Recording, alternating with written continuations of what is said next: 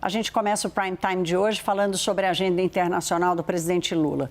Ele está em Nova York, está reunido agora com empresários e depois vai participar de um jantar oferecido pela Federação das Indústrias de São Paulo, a Fiesp. Vamos lá para Nova York. A Mariana Janjá, nossa correspondente, está acompanhando a ida do presidente Lula à cidade e ele está com empresários agora, né, Mariana? Boa tarde, boa noite para você.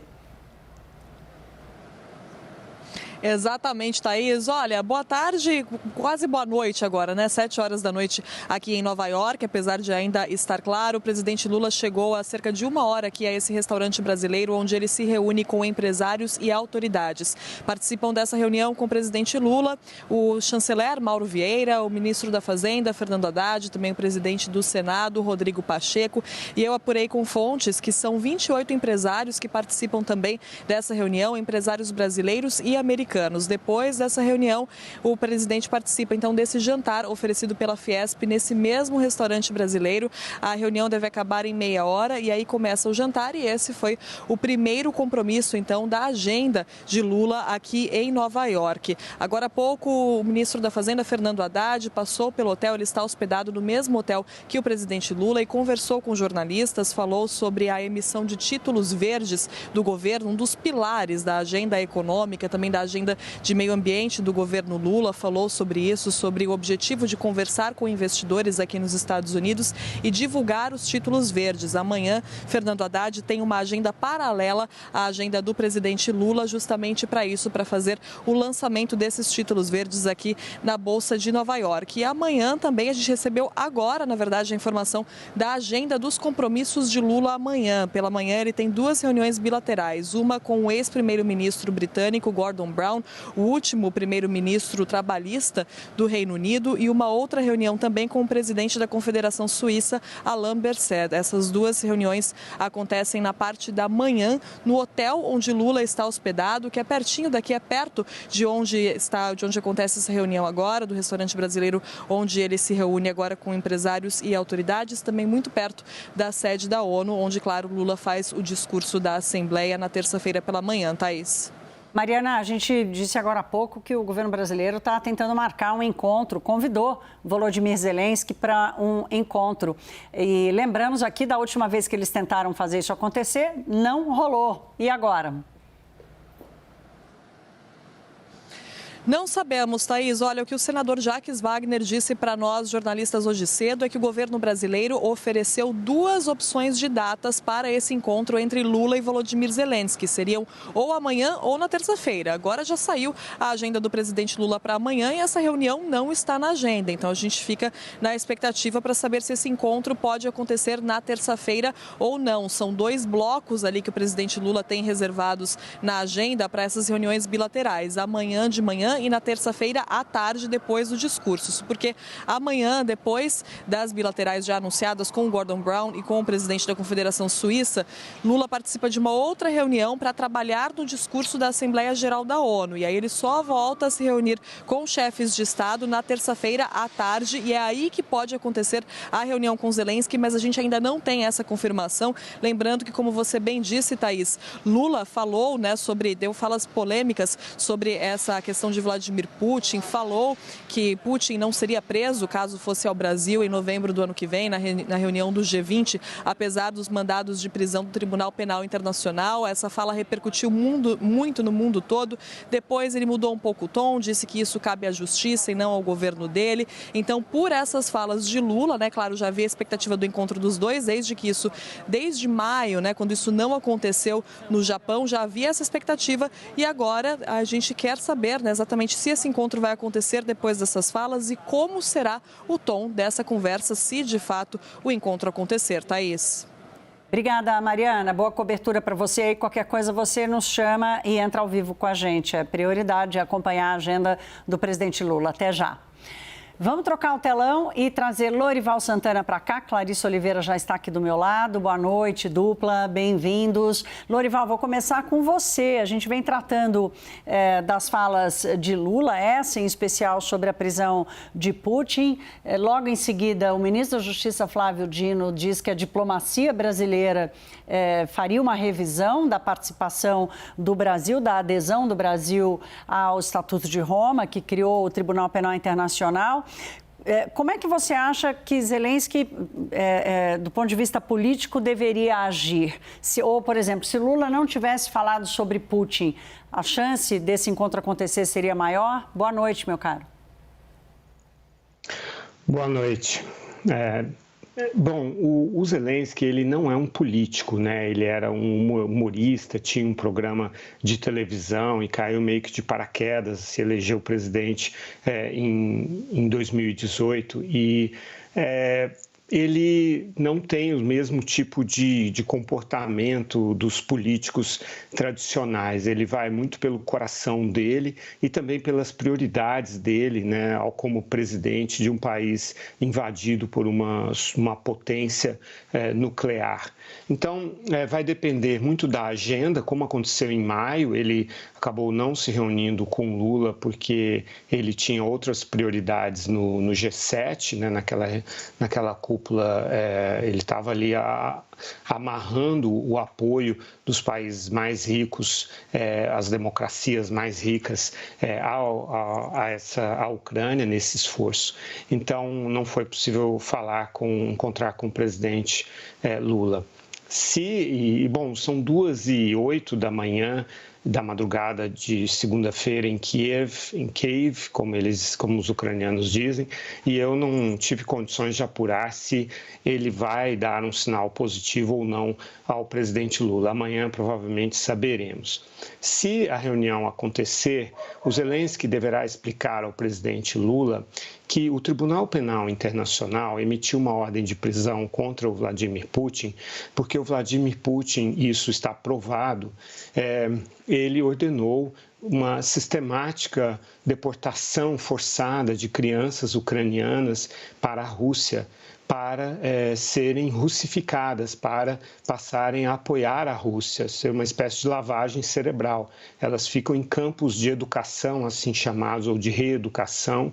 Muitas delas são adotadas à força por famílias russas. E esse é um parâmetro que a Rússia adotou há séculos já. A Rússia, quando ocupa as regiões periféricas ao Império Russo, ela procura fazer limpezas étnicas e tem feito historicamente. Então, ele vai explicar para o presidente Lula que o Putin jamais seria julgado na Rússia sobre isso, porque ele tem total controle sobre a justiça e esse crime precisa ser julgado. Ele deve explicar também para o presidente Lula que um presidente, quando assume o cargo, ele jura defender a soberania de seu território.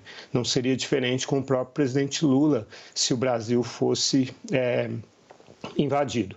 Provavelmente o presidente Lula poderia retorquir que acredita que a Ucrânia não é um país, não tem uma história de soberania e pertence, pelo menos aquelas partes reivindicadas pelo Putin, pertencem à Rússia. Aí o Zelensky pode explicar para ele que isso não é verdade, que o Principado de Kiev é muito mais antigo do que Moscou e que a Ucrânia foi um país independente muito antes de a Rússia existir.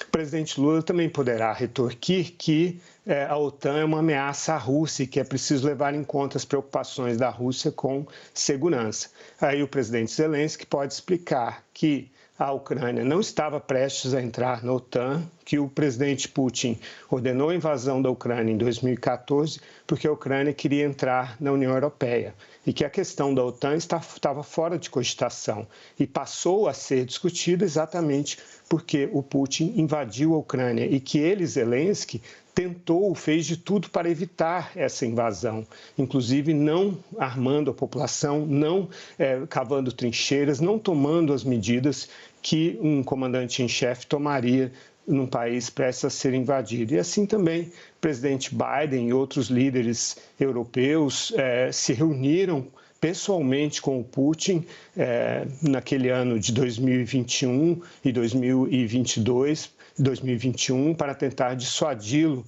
de invadir, mas não foi possível. Então, que o Ocidente não provocou essa invasão. Foi um desejo, realmente, uma decisão tomada pelo Vladimir Putin, e é por isso que o Ocidente está defendendo a Ucrânia, ajudando a Ucrânia a se defender. Caso contrário, a Ucrânia já teria sucumbido e se tornado uma colônia da Rússia.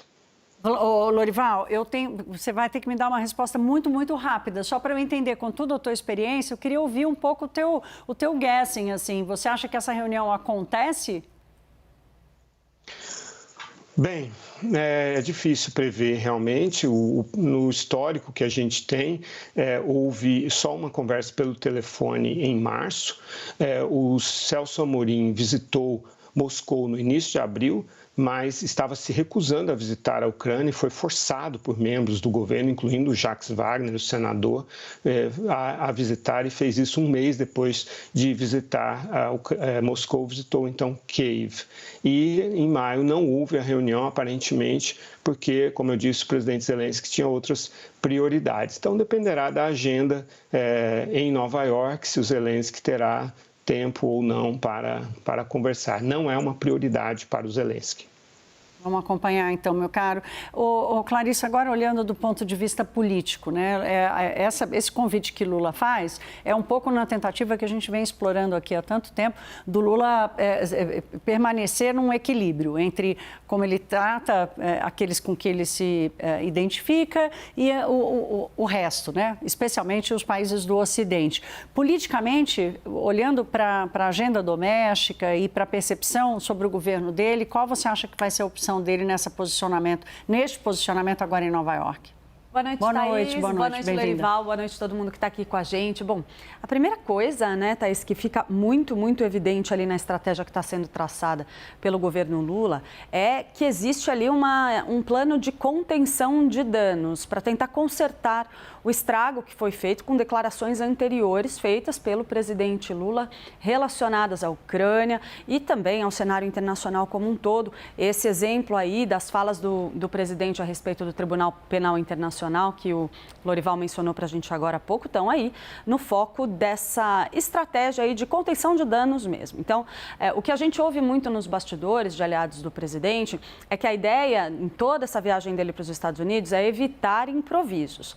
Ele faz esse convite ao Zelensky, esperando aí, quem sabe, ter pelo menos uma coisa protocolar, mesmo que essa reunião não renda nenhum fruto maravilhoso para o Brasil, mas ainda assim seria ali um gesto importante da parte do presidente da República e principalmente evitar improvisos. A tendência é que ele faça um discurso lido, bem controlado e que a entrevista que ele vai dar, inclusive, para veículos americanos após o encontro, seja feita de maneira bem controlada, muito preparada, para que a gente não tenha outros descuidos como que a gente teve anteriormente. Fora isso, né, Thaís, a gente vai ter, de qualquer forma, olhando para o Brasil, um plano do presidente Lula de fazer virar aquela chavinha, né, em relação ao governo de Jair Bolsonaro. Só para a gente lembrar o discurso que Jair Bolsonaro fez. O discurso do Bolsonaro no ano passado na Assembleia.